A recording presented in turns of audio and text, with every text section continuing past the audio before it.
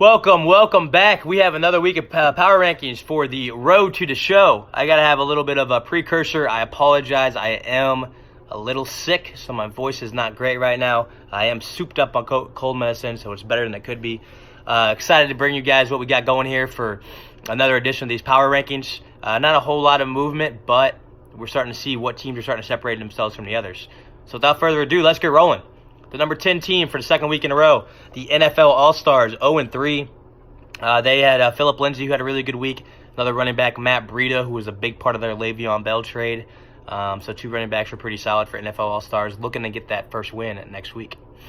Number nine, the Singapore Sea Turtles, after a second-place finish in fantasy baseball. Now his shift and focus can come to fantasy football, so watch out, everyone. The Singapore Sea Turtles did lose 0-3, but they are going to be hot now that they're able to get their full focus on football. Christian Kirk was fantastic for Chrissy D, and the Jacksonville defense. You know how much I love talking about defenses. Jacksonville defense was really good, and a great start by Chrissy D. The number 8 team, dropping about one spot from the 7, the Kareem's Lady Punters, 1-2 now. Big start, though, for LaShawn McCoy. A great decision by the Lady Punters. And Tom Beasley, got to talk about him a little bit. He's been fantastic this year, and he's a quarterback one once again at age 73. Unbelievable. Pretty big jump here for Carry On Wayward Son, going from 9 to 7. First win of the year, moving to 1-2. I got to talk about Terry, my boy Terry McLaurin. I know that Adam loves him because he has him in multiple leagues. Great start to the season for him. He looks like he might be the most impressive rookie receiver of any of them. And he was that second-round pick out of Ohio State. Love what he's doing for maybe third-round pick. Fact-check me on that, boys. But McLaurin, a fantastic player for the Redskins, and he is going to be teamed up with Marvin Jones once again this week. That's how I do my little segue there. We have 2 wide receivers on the docket for Adam. Marvin Jones is really good. Good start by Adam. A good way to get his first win. That brings us to number 6, the Aramark Avengers.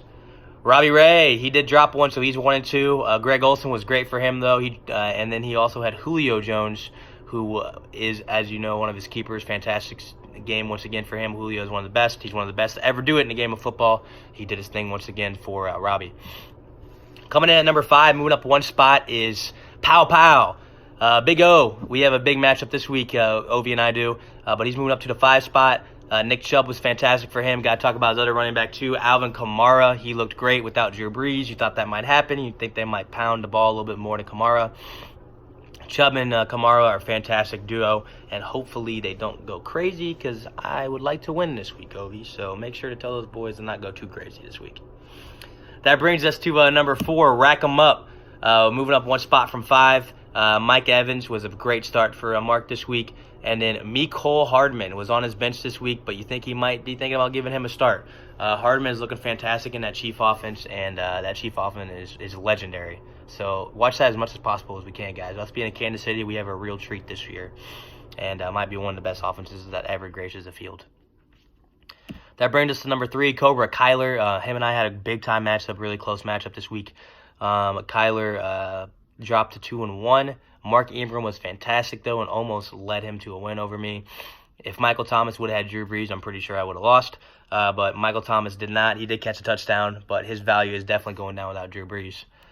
Number 2, Nick Yonter Fan Club is going to be Miguel. Him and I both are undefeated. The 2 undefeated teams left, so we're staying consistent at 1-2. That Chicago defense was awesome. Allowed for Miguel to have a huge week points-wise. And Austin Hooper, big start for Miguel, as he is keeping his undefeated streak going, looking to extend it one more week. And then Green Eggs and Beckham, final team, that's myself. Russ Wilson was awesome. He single-handedly led me to the win over Cobra Kyler. And then the Buffalo defense was a really solid team as well. So once again, 1-10, Green Eggs and Beckham is 1, Nick Yonter Fan Club 2, Cobra Kyler 3, Rack 'em Up at 4, Pow Pow at 5, the Aramark Avengers at 6, Carry On Wayward Son at 7, the Kareem's Lady Punters at 8, Singapore Sea Turtles at 9, and the NFL All-Stars at 10. I mentioned it earlier, Pow Pow and myself are playing this week. That is the matchup we're going to highlight. It is the only matchup where both teams are projected over 200 points. Didn't want to put myself in there again, but it looks like it's going to be a really good matchup between myself and Ovi. I'm excited about that. I'm excited for next week, hopefully, whenever I don't sound like shit and my nose and throat can actually function. But I love all you boys. I wish you the best of luck. And until next week, I'll see you then.